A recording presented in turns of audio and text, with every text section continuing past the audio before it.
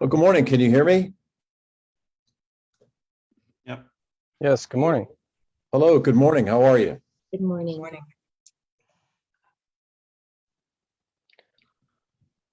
Well, thank you all for being here this morning. And thank you to this group of parents from across Florida's communities for joining us today. Today, alongside these incredible folks, our campaign for governor is proud to announce the newly formed Parents for Crist Coalition. As Florida's families, children, and teachers suffer under a governor who continues his reckless and politically motivated attacks on our schools, Parents for Crist will serve as an advisory board and an organizing force for our campaign and our mission to deliver an education system that values and protects all Floridians, young and old. Parents for Crist is going to be instrumental in helping to shape the education policy of the future Crist administration and end the toxic politicization of our schools that have left parents worried about their children. It will also serve as an organizing arm of the campaign to organize parents who are frustrated by Governor DeSantis' refusal to keep their kids safe in the classroom and to keep those classrooms free of politics. It's no secret that under Governor DeSantis and his allies in the legislature, parents and kids have been ignored. A record number of kids have been hospitalized with COVID-19. Teachers have been silenced and undervalued, while our kids continue to pay the price, whether it's virtual or in-person learning. And yet this governor continues to waste his time trying to fix things that are not broken. He doesn't care that he's cutting immunocompromised kids and families out of our education system. And on that same note, he doesn't care that his COVID policies are endangering the parents who can't afford to take time off to be sick, parents who don't have the luxury of having their kids complete school virtually, and parents who themselves are immunocompromised. And even now, as we approach the 4-year anniversary of the tragic shooting at Marjory Stoneman Douglas that claimed the lives of 17 innocent people, Governor DeSantis has failed to support common sense gun reform to keep our students and school staff safe. And yet, with all these important issues left to tackle and parents across the state calling out for real leadership, the governor is focusing his attention on forcing his partisan politics into our classrooms. The governor is taking away the right of parents to send their kids to a school and get a good education free of politics. That's why I'm running for governor, to fight for, to build, and to deliver a Florida for all, including the parents across the state who are simply looking for good, safe public schools for their kids. When I'm governor, I'll support our parents. I'll fight for our teachers and our school boards. I'll support teaching students the history of our country, and I'll never turn my back on safety in the classrooms and beyond. The folks here with us today know the issues of our Sunshine State and what we're facing. We're ready to change in our schools and change for our students and parents. For Crist is going to help us make our vision for Florida a genuine reality. And with that, I'll turn it over to the president of Families for Safe Schools, Jabari Hosey. Thank you and God bless. Thank you, Congressman Crist, for allowing me to join today. And yes, I am Jabari Hosey. I'm president of Families for Safe Schools. More importantly, I am a husband, a father of 3, a 3rd grader, 2nd grader, and a VPK student. And this has been quite the experience during this pandemic because I didn't expect so much politicalization and polarization within our school districts around health and safety policies and protecting our staff and students. So when we entered this pandemic, we were sending our kids home. They were doing virtual independent work. Though it wasn't optimal to start, it did keep our kids safe while we put together a plan. When we entered the following school year, masks were required and there was a virtual learning option here in Brevard County. So it was during a time where also a turning point seemed to take place, particularly in Florida and in Brevard, where a small group of loud individuals, our governor, and select school board members in our district all of a sudden decided masks didn't work and the gold standard of the CDC could be cherry picked. It was at that point when masks were removed as the primary mitigation strategy here And the governor and our school board seem to do this without considering the consequences. So when this happened, the parents and Families for Safe Schools came together organically at that point, meeting at school board meetings via Facebook, with a commonality of being outraged. Within that month, the first month of those masks being removed and no longer required, my oldest son and about 14 of his classmates tested positive that same day. And I felt like at that point, my son became that collateral damage from this political divisiveness of kind of creating this around common sense health and safety protocol. And I was pretty certain that thousands, if not millions of parents around the United States, and particularly around Florida, felt the same way after they're either lost a loved one or got sick or whatever during that time where masks were removed. So we knew that this wasn't working as a community, and members of Families for Safe Schools, we did what we could by getting organized. This group formed to mount a front against these loud, small groups and these board members. We organized protests, forums, wrote letters, emails, made phone calls, everything we could do to address why or question why they went against their original stance. And we grew from a few hundred to just under a few thousand within a matter of months. The majority of our school board then reversed their position. Schools were very sick, students were sick, we were losing staff. So they went against the original executive order made by the governor to require masks again. But shortly after that, the governor yet again undercut the legs of our local government with this overreach, with what became law. And it handcuffed the district from putting us parents put us parents into a very difficult space. It was either take the risk of sending your kids to school and hope they don't get COVID or bring it home, or keeping your students home with you full time teaching them, which is not ideal.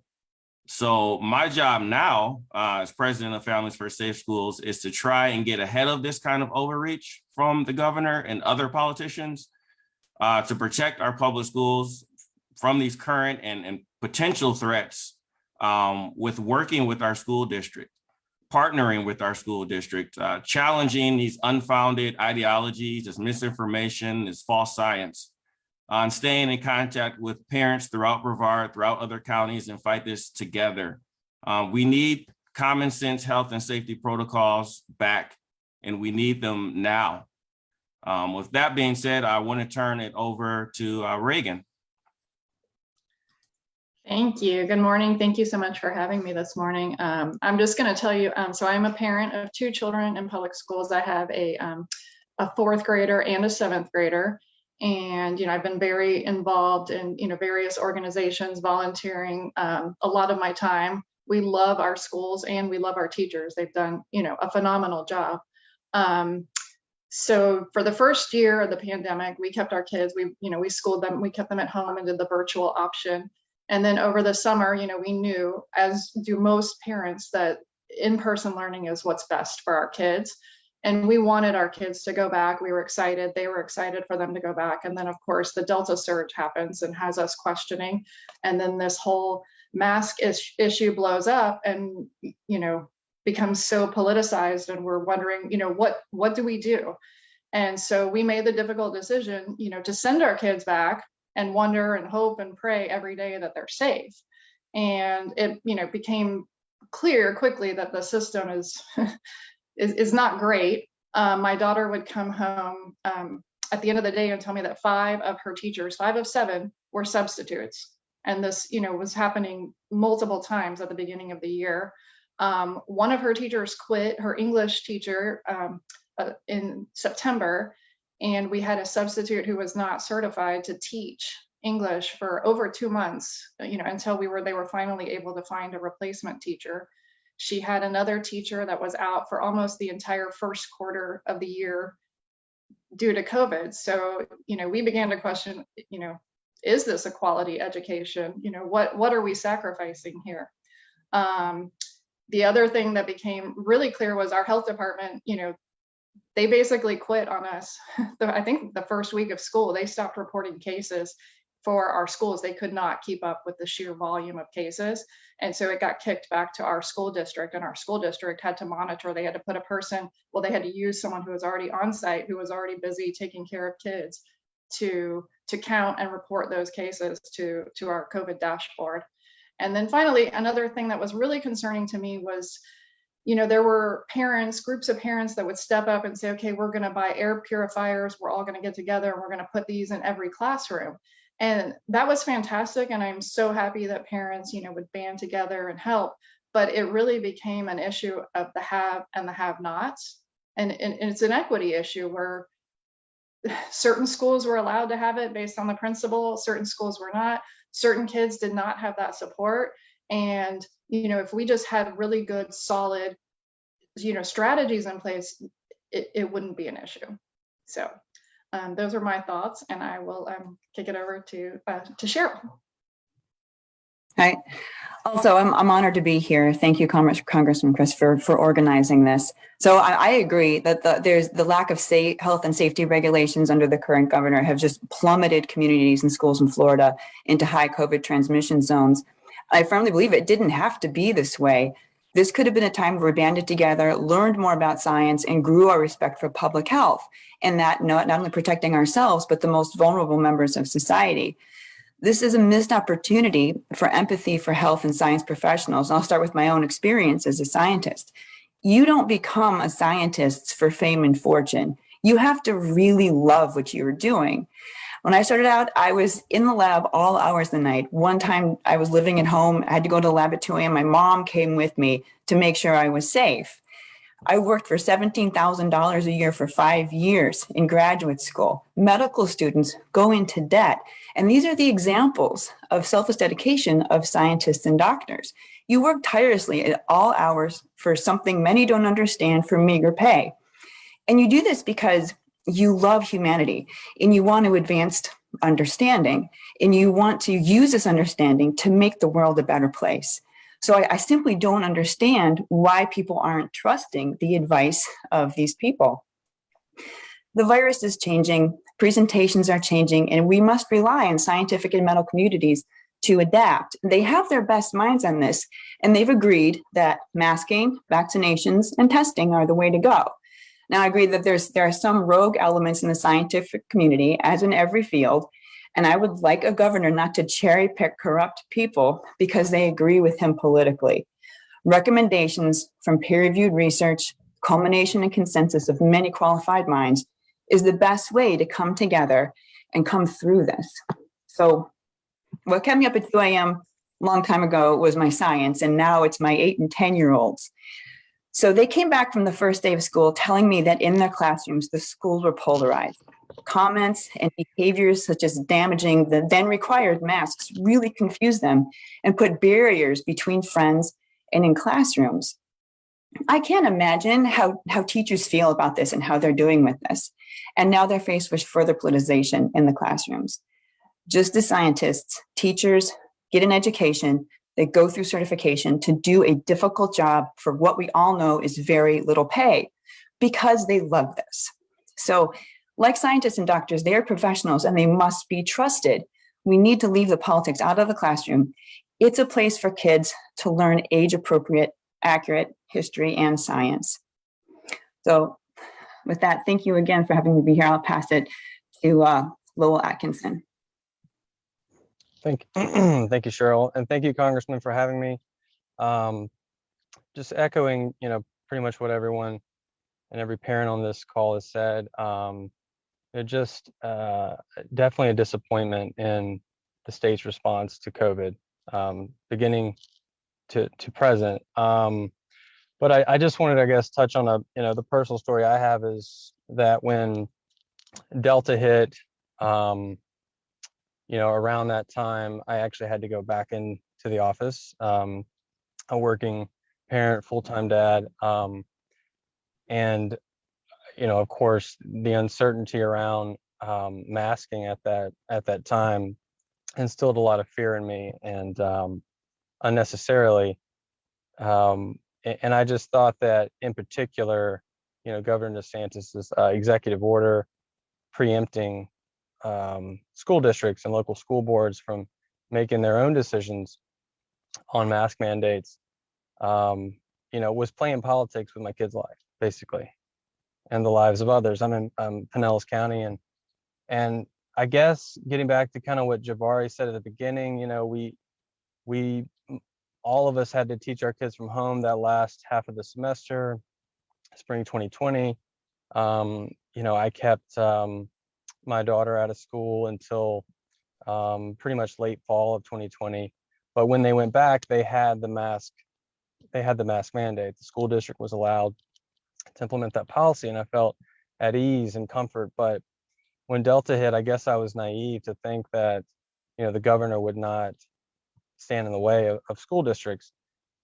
And I was just, summarily disappointed, and just enraged that, he was preempting local decisions to affect public health. And I do think that our school board,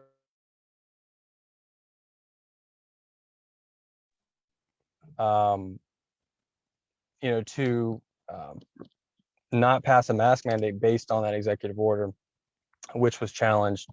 And I just felt like that was a political ploy, and that he's treated our kids as political capital, collateral. And that's just, unconscionable. And really the only thing, like, the governor should be from the top down instilling comfort and assurance to parents in Florida, and the only thing he's given me is fear. And I know I never thought that would be perpetuated this long. And again, so now I have to be back in the office. As you see, I stepped out for a late coffee break, but so I have no other options. My daughter has to go to school, and virtual is not promoted as much.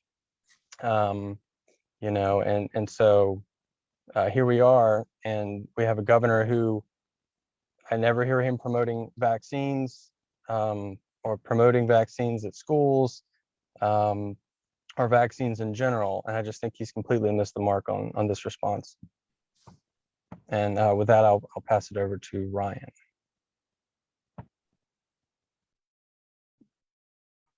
Hi, everyone. My name is Ryan Greenberg, and I'm a parent in Broward County. I have two children in Broward County Public Schools, a 7th grader who's in middle school, and a junior in high school doing dual enrollment. I'm very proud of him. I just want to reinforce what my fellow parents have said, and I agree with all the points that they've made. And I'd also like to bring out how DeSantis is constantly discussing economy. Well, parents cannot go to work and feel that their children are safe if there's not a stable school environment. If teachers are out sick, or staff are out sick constantly, our schools are not stable. If there's not masking that's stopping the spread, if people are not getting vaccinated to prevent the spread of COVID-19, then parents don't feel like they can send their kids to school in the first place and contribute to our economy. So I just like to make that point, along with the need for common sense gun laws. We are subjecting our children to constant code red drills. I literally just got a text from my school. My kids are attending that they're doing one right now. And instead of enacting common sense gun reform, we are subjecting our children to that every day.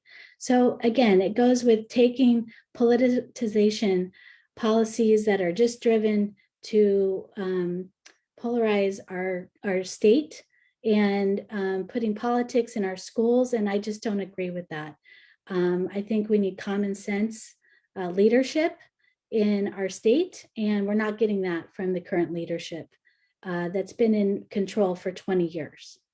Instead of paying teachers more, what they deserve, what they're worth, which is a lot more than what we're paying them.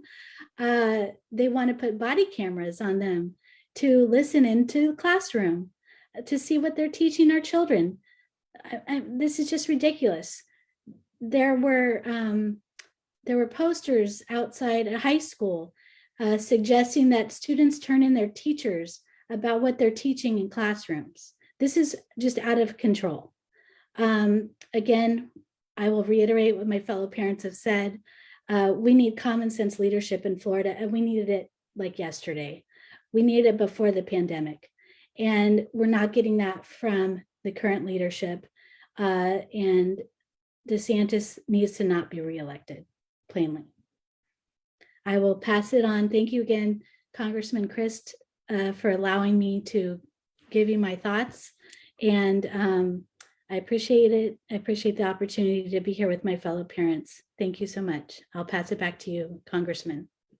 Great, Ryan. Well, listen, thank you so much. And thank all of our panelists for being with us this morning and joining in this Parents for Crist. I really appreciate your dedication and your integrity, your honesty, and your courage. It all means quite a deal. And as any of our friends in the press can see, these are all good, decent people, each with compelling stories about just trying to do what's right for their children and right for the people of Florida. And Sam, I'll turn it over to you if we have some questions from the press. Thank you, Congressman and panelists. Members of the media, if you have any questions for Congressman Crist or the panelists who have joined us this morning, please feel free to send us a message in the chat box and we will call you here in a second.